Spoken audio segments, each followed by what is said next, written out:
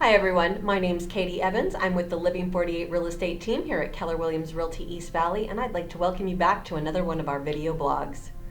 Thank you so much for watching. So today we're actually going to be discussing an article that I found in Inman News, which is sort of a real estate specific news source.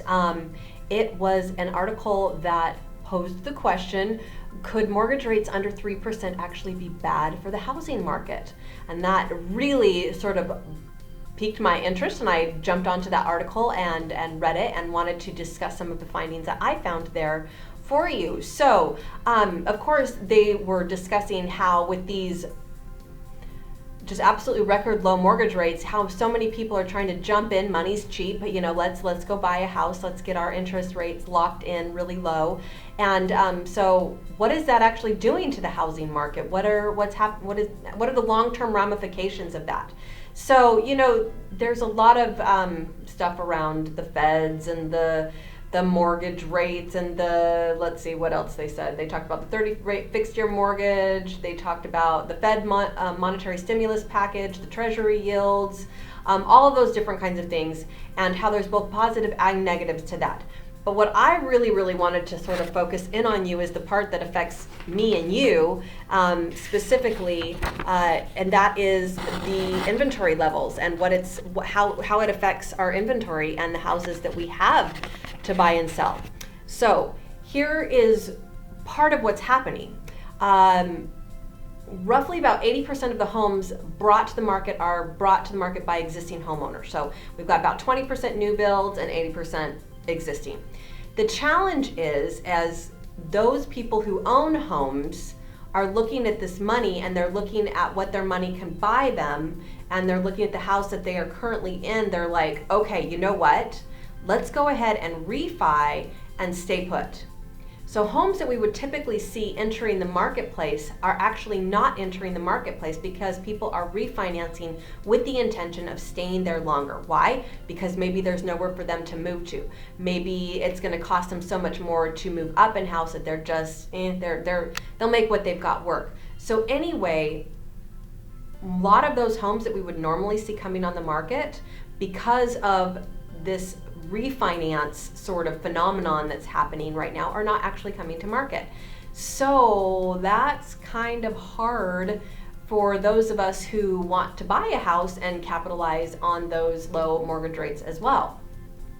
So what are we doing? We're going to our builders to see what they can do for us. Remember, at best, they're like 20% of our market, and they're building really slow.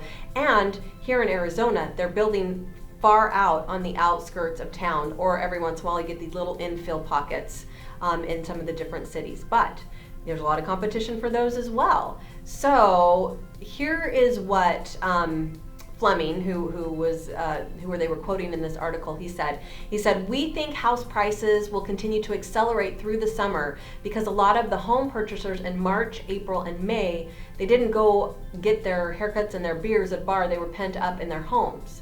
And so we see that pent up demand now showing up in the summer market, which we typically see anyway with normal seasonality. But because of that supply and demand, we're seeing those prices escalate. So when the article goes on further to say mortgage rates will continue to stay low or even descend further, at least through the end of the year and likely into a lot of next year, Fleming added. He said, the U.S. Federal Reserve has telegraphed that they're unlikely to raise baseline rates, Fleming said, and recent trends with COVID-19 indicate that the country is not out of the woods. Fleming believes that we could see rates go below 2.9% or even 2.8% for a 30-year fixed rate mortgage, but the floor is 2.5% due to costs built into the mortgage. So that's kind of what we're reading, that's kind of what we're seeing. So while we're all scrambling to take advantage of these wonderful interest rates, just know that that same thing that is of a benefit to the buyer is also of a benefit to the homeowner who is intending to stay in their house. And so those houses that maybe they would have put on the market, they're refinancing to hold on to.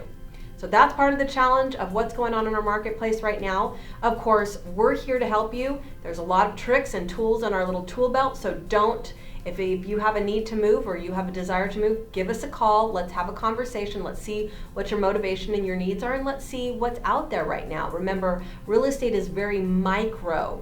It's very neighborhood focused. So let's see what it is that you're looking to do before you just write it off and say, I'm going to wait for the market to get better. Okay? Give us a holler. Let us see. If nothing else, we can at least plan and project for the future. All right. We're here always to be a resource to you guys with any of your real estate questions. And as this little article tells us, you know, life is for living, and now more than ever, that living is happening in your home. So we want to help you live your very, very best life, no matter where it is.